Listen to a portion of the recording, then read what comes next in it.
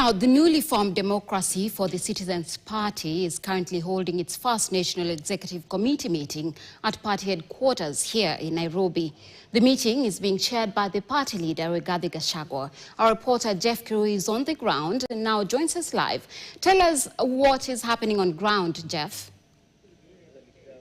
Very good afternoon, War. Indeed, this is the first National Executive Council convened by the DCP Party leader, Gachagua, who was chairing this particular meeting days after the Register of Political Parties gazetted the names of the new officials of this party. Remember, this is almost slightly 2 weeks after the party was launched, and tomorrow they were expected that they were going to unveil officially the party at Kasarani. But that event, we understand, has since been postponed. But right now, I'll be joined by the Deputy Party Leader and some party officials, Mheshimiwa Cleophas Malala.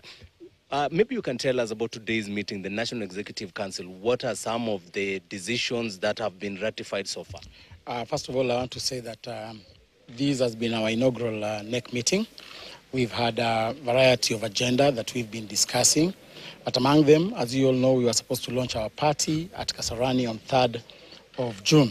However, the government, being a paranoid government, decided to deny us the venue. We want to take this opportunity to communicate to our membership that we have resolved that we are going to launch the party within the month, and we are looking at an alternative venue which will be communicated in due course.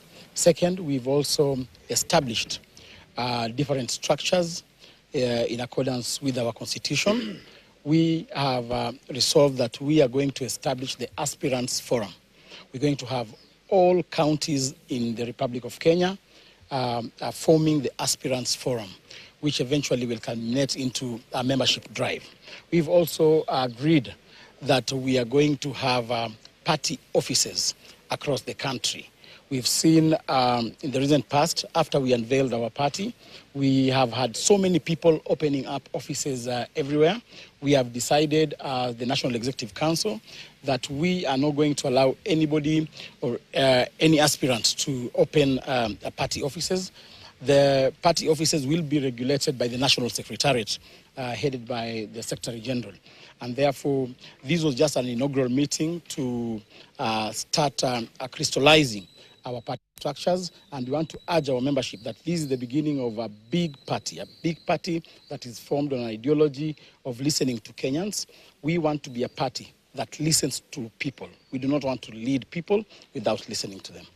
And of course, on the issue about unveiling the political party, you say that it is going to come in the course of this month. But then again, are you going to now venture into having private partnerships with people on the venue? Because again, if going to the government entities, sports facilities, you might also encounter the same problem of being denied venue. Of course, we have strategic friends who have offered various venues. We have set up a committee to go and look into that. Look into the issue of capacity, because the numbers of delegates that we are inviting are big numbers. We are looking at around 40 to 50,000 people. This is not just going to be a launch of an ordinary launch. This is going to be a launch of the people. And therefore, we're also looking at capacity. We are looking at amenities. And therefore, that committee that we have set up, the events committee, is going to come up with a report. And in due course, we will be able to communicate. Thank you very much, Deputy Party Leader. I can also speak to former woman rep, Laikipia County, Kate Waruguru. Mheshimiwa, there has been a lot of issues surrounding the opposition and the feeling that many people feel that the government is cracking down on dissenting voices. And the Deputy Party Leader is among the people actually who is set to actually appear before police regarding the incidents in Kakamega. What do you make of that?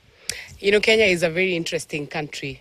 The same Cleophas Malala was fighting for William Ruto at a time when the previous regime had put William Ruto and his party under attack. This is the same constitution that protected him and the same constitution that is going to protect the opposition.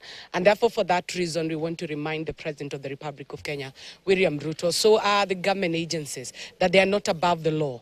And we have a constitution. We are not talking of a Kenya that is constitutionless. This is not a banana republic. And therefore, the question of denying people the right to assemble, to associate, or even to belong to political parties has no place in the current Kenya. And number two, we also want to remind our members and people who believe in the ideologies of the DCP party that the Finance Bill 2025 has been tabled for the first reading in the National Assembly. We are calling on our members, calling on all Kenyans that our offices are open. We'll be making public hotline numbers that you can call us and inform us, and also give us an opportunity to also have a common place as a party in the place of the general Mwananchi. The UDA party has no business for the Mwananchi, and that is why we are saying we are the party that listens to the ground. We are angukaling with this government on the current 2025 finance bill. Gen Zs, as you celebrate your 1 year of patriotism, and as even mourn and continue remembering the heroes who died on Gen Z's protests in the month of June last year, this time you are not alone. The DCP party is with you, your parents are with you, millennials are with you, Gen Alphas are with you, na tunaanguka nayo. Kwanza nimesikia sukari. Wale majangiri wana hold sukari kule Mombasa. Na mnajijua nyinyi ni marafiki ya rais. Mumeficha sukari Mombasa, sasa sukari imeenda kilo 200 shillings. Umeongeza tax ya unga, tusikule chapati, sisi hatuna shida. Mahindi, mnajua mahindi inakuja, mnatoa Kongo na sehemu zile zingine. Our point is one. Wananchi tumekataa kugandamizwa. If you want a party that will articulate issues that concerns mwananchi, from what you eat to education to health to everything, the party is DCP. Well, just in a minute, you will wrap up with a Gen Z here. What is the position of a Gen Z in DCP party? In less than 30 seconds. Thank you for that question. The place of young people has been fortified in DCP party, with having even over 5 members being young people under 35. And I also want to say, as Mheshimiwa said here, that we'll be having county offices being opened, and the place of young people also exists in the structure, in the youth league structure. So even young people will be recruiting our representation, and we're looking forward to the energy. I thank the young people who have reached out in big numbers. They want to be part of the DCP. This is their political home where they will politically thrive. Well, there you have it, award. This is the DCP Party first National Executive Council meeting that is happening at the DCP headquarters here in Lavington. We wait for the party leader who is in a meeting currently. We hope to speak to him as well regarding the ongoing happenings in the country. Award, back to you. Thank you very much, Jeff. I'm sure we'll hear